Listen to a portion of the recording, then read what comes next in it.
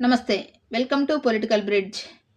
ఇప్పుడు social media మొత్తం Hyderabad IITians చేపట్టిన సర్వే గురించే మాట్లాడుకుంటున్నారు. వీళ్ళు ఆంధ్రప్రదేశ్‌లో సెప్టెంబర్‌లో సర్వే స్టార్ట్ చేసి డిసెంబర్ 12వ తారీఖున ఆ సర్వే రిజల్ట్ బయటపెట్టారు.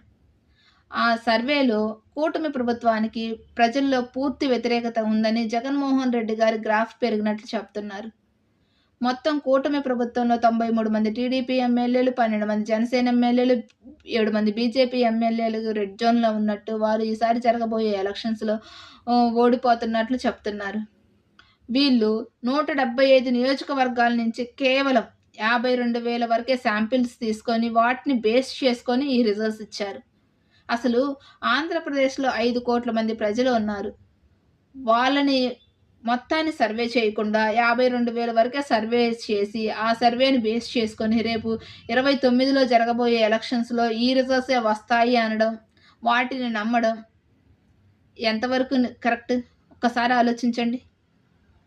వీడియో నచ్చితే లైక్ చేయండి, షేర్ చేయండి, సబ్స్క్రైబ్ చేయండి. Thank you.